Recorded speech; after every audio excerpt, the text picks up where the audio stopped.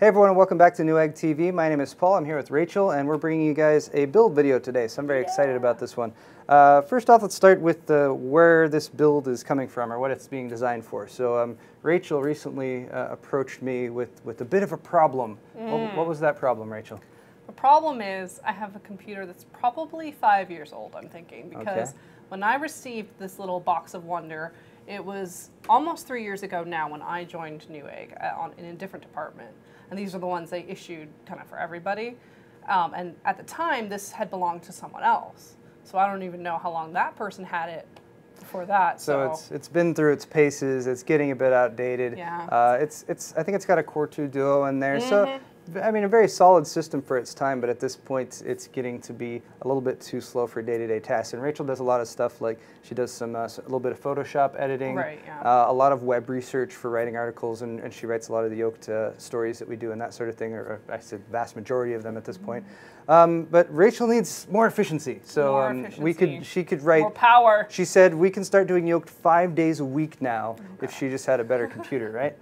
No, maybe not, but this should at least help her out a bit. So this is going to be a workstation computer for Rachel to use, but it's also an opportunity for us to showcase some of the new AMD hardware that's just recently come out. So if you're watching this video at home, not necessarily just a workstation, but also a very capable small gaming system for basic gaming, and then also a very nice potential upgrade by dropping a video card into this system. You could have actually a really solid gaming system. Yeah, and because of the case we're using, it's also very portable too, because of the handle and everything. I really love this little case because of how, I mean, I love, like Kyle, I also love Mini-ITX cases. So I really wanted something that was very small form factor, and the portability of it is just kind of like a bonus, really. So maybe a nice LAN box or something to take on the go if you guys are looking for something like that. So a lot of use case scenarios for this particular build. But all that being said, let's go ahead and take a look at each of the individual components. Let's do it. Now, this is Rachel's existing workstation. This is originally based on a Dell Optiplex 745 model, and it's still using Windows XP, which is going to be end of life here very soon. So that's another good reason to upgrade here.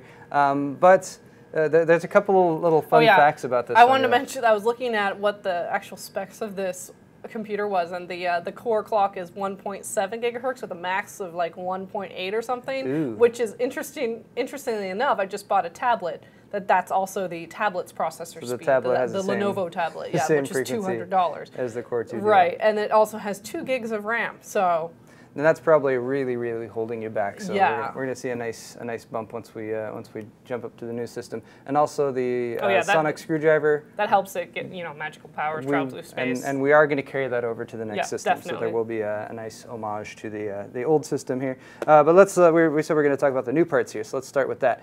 First off, down here we have an AMD. This is an A10 7850k, so a new Kaveri-based APU from AMD. This is running at 4 gigahertz max turbo. It's unlocked for overclocking. You have integrated R7 graphics. So this is an APU, which means it's got the CPU and the GPU in the same little package, and we are going to be running off of the integrated GPU here. Sweet. A nice, or a good thing you can do if you're going for an APU is get higher speed memory. Granted, guys, if you are looking to build a workstation, you might not necessarily need memory of this caliber. This is 2400 speed memory from AMD's R9 Radeon R9 Gamer series. 8 gigs total, 2 4 gig sticks. So this is really nice memory, and going for higher speed memory is going to really help out the APU's performance because it shares the memory for the GPU from your system memory. So faster memory means faster graphics. So Rachel, in your off hours and breaks, you can probably play some games and stuff like that. All right, so there's the AMD. Definitely on the off hours. On the half hour, of course. Or if you're doing something for Newegg Arcade, of course. Of course. All right, but here's the power supply. So we need an SFX form factor. Unfortunately, Silverstone makes a really solid one here. This is 80 plus bronze rated, so it means it's going to be better efficiency. So if you're doing an at-home system. Right, and since we don't have the card, and a discrete graphics card, we don't need something pretty big, right? Yeah, that's correct. Obviously, if we wanted to upgrade this later, we'd probably need a better with 300 watts, you're gonna have more than enough for the system as is, and you probably would also have headroom to add a discrete graphics card along with it, because 300 watts for this type of system, it's fairly low power.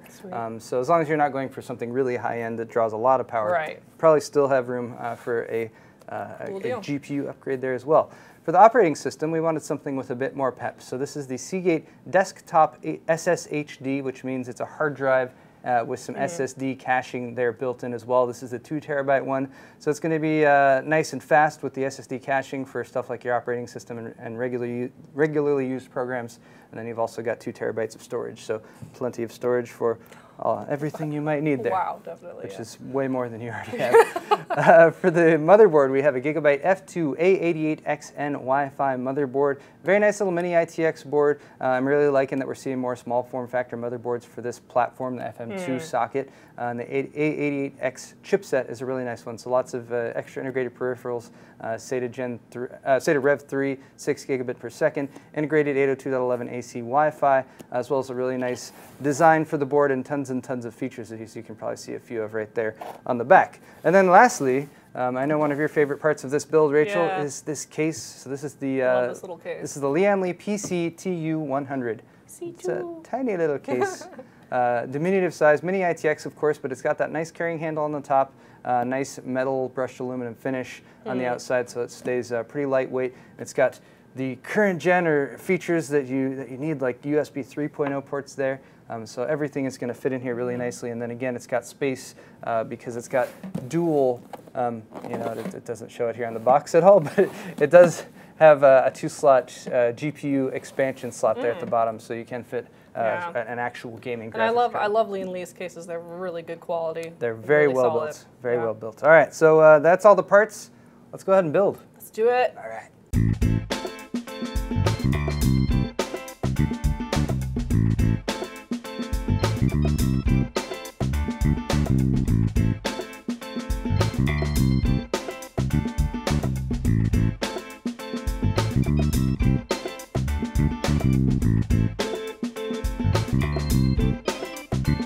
Just a quick correction here, guys, and I'll accept full responsibility for this. When we were getting all the parts together for this build, kind of last minute we realized, hey, we don't have any storage lined up. And I was like, oh, okay, let's use this Sshd. And my assumption was that there was going to be a 3.5-inch mount somewhere in this case. However, there is not. So we're doing a quick swap. We're still using a Seagate hybrid hard drive, so this is a Seagate Momentus XT. These have now been rebranded as Seagate SSHDs, but you can still find them. I think they have 500 gig and 1 terabyte versions that are out now, but quick swap. We're using a 2.5-inch drive, and the 3.5-inch we'll save for a later build, but now we can continue.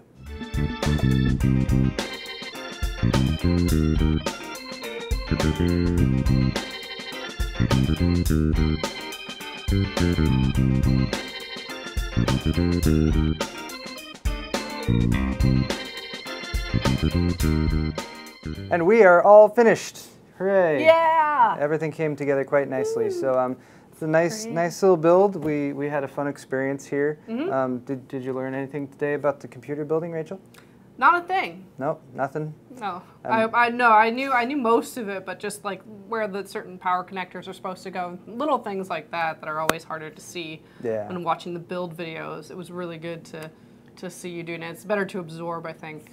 Yeah, you can't from the master. Can't really be. Oh, boy, thank you. You flatter me.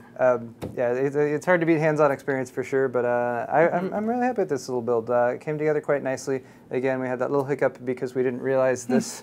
Or I should say, I didn't realize this case, That's my bad. which I hadn't worked with before, did not support 3.5-inch drives. So we went to 2.5-inch, but everything fit in there very nicely. We got our boot, so we just got to bring it over to IT. They're going to install an operating system, and then what's the first thing you're going to do with your new build? Work. But you guys can build a computer just like this as well at home. We'll post a link to the parts from this build down in the video's description. Thank you all so much for watching this video. Don't forget to subscribe to our Newegg TV YouTube channel, as well as all of our other tech channels as well. Newegg Arcade and Newegg Lifestyle and Newegg Universe. Newegg Rubber Pants.